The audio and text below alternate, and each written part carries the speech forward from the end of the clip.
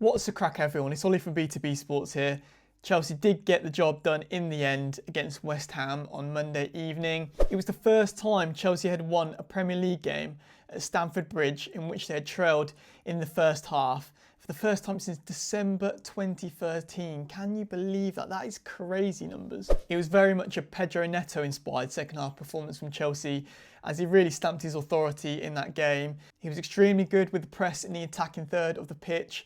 His delivery in the box is excellent and he truly deserved the goal to get Chelsea back into it as well. But is Cole Palmer being let down by his teammates? We'll jump into that in a minute. But first, you know what to do. Whack the like button, give my channel a subscription. It means the world. Road to 100 subscribers is very much on, so it'll be much appreciated for your support. Right then, Jorgensen started ahead of Sanchez. Sanchez loses his #1 goalkeeping spot. It was needed, to be honest. It was what Chelsea fans, including myself, were crying out for. Sanchez has caused way too many errors, leading to goals in recent weeks, and it just needed to happen ultimately. I'm not gonna lie, Jorgensen did look a little bit nervy at times, shanked a couple of kicks here and there, but most importantly, he didn't make any critical mistakes that led to a goal. You know, that defensive confidence, remained solid for the majority of the game. And that's all that we're asking for at this point in time. Do not make mistakes that lead to a goal.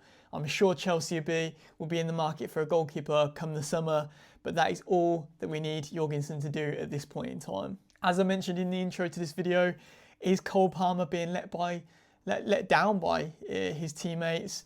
Since December 4th, he's created the most chances in Europe's top 5 leagues. I think that's 32. That is without a goal coming from those. There is real pressure growing on Nicholas Jackson now. He had a great start to the season. He was quite consistent, finishing these critical chances. But of late, he can't hit a barn door, and Kunku's pressing up top just isn't enough. And for a good player like Cole Palmer that's creating all these chances, we need to be way more clinical than we are. At the end of the day, non-converted chances is drop points, and we want to be up there comfortably in the top 4 sort of race, battle if you will, and not slipping down into Europa League spots. There was a little injury scare for Reece James during the game, sort of landed awkwardly on that ankle Achilles kind of area, sort of locked it as he fell. He was down for a few minutes. He looked in quite a bit of pain. Yeah, I can't lie, my heart was in my mouth during that incident. We don't want another injury to Reece James. He's just getting back up to full speed now. We can't afford another one, and I don't think he can either. Now then, Tosin is quickly becoming one of Chelsea's top centre-backs. He's quietly going under the radar and putting in good, solid centre-back performances. He's solid, his positioning's good, he's comfortable on the ball, and he's a threat with the set piece too. Yeah, I'm very happy with Tosin's performances of late in the absence of Wesley Fofana. In fact, it's Levi Colwill who's making mistakes, who made the mistake that led to that Jared Bowen goal. We can't be having those mistakes. That brings the whole confidence issue back into that back line. But we do have to remember Levi Colwill is only 21, 22 years old. He feels like he's been around the block for some time now, and he's a future captain and leader of this club. So yeah, we do have to be a little bit mindful of that. I do appreciate him, and I do like him taking ownership of his mistakes on socials and saying, I can do better. So I do rate that quality in him. But it was a bad mistake in the end, and it's one that put Chelsea on the back foot. As I mentioned earlier, Neto changed the game for Chelsea. He was very clinical. His movement, his pressing was second to none. And he gave it a bit back to the crowd and the media and the pundits with his celebration as well. I think he was alluding to the fact that one day you can be the best thing since sliced bread, and the next you're being slated by the journalists, etc. I think particularly for him in that winger role, it's difficult. With Sancho one side, you've got None the other side that are favoured more often than not. But if Neto keeps putting in these performances, he will definitely earn his spot. He was an absolute game changer today. Enzo Maresca looked relieved, he looked happy, he looked thrilled at full time. I think he knew, what this meant for the club. This result brought us back into the top four, leapfrogged Newcastle and Man City, and it was really clinical to get the win.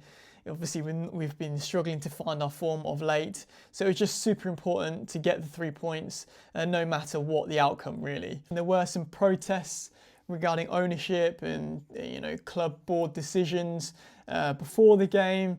There was a very, very odd DJ set at half-time when we were 1-0 down to a London rival, which makes absolutely no sense in my opinion.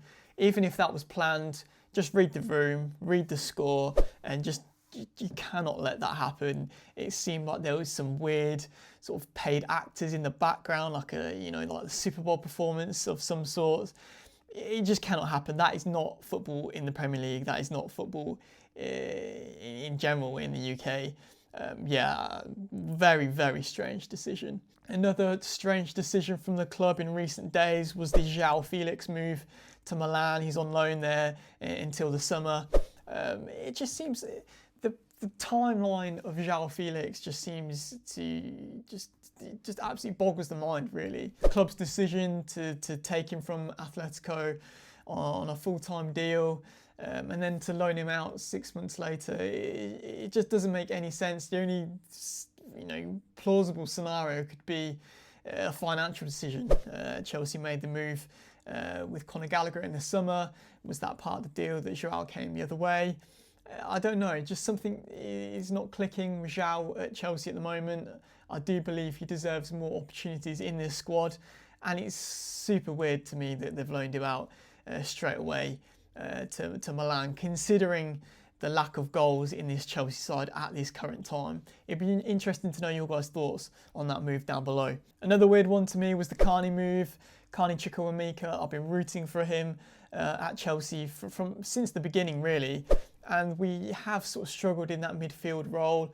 I don't know quite where Enzo Maresca sees him playing. Does he see him playing a little bit further forward or a little bit more of a deep relying role? Regardless, he's a top talent. And to let him go to Dortmund, I know it's on a loan, but to let him go to Dortmund in this current time where we are sort of lacking in that role at times, I don't know, it doesn't sit right with me. He deserves way more opportunities than he's getting. But on the flip side, Borussia Dortmund is the place to go for development in recent years with English talent.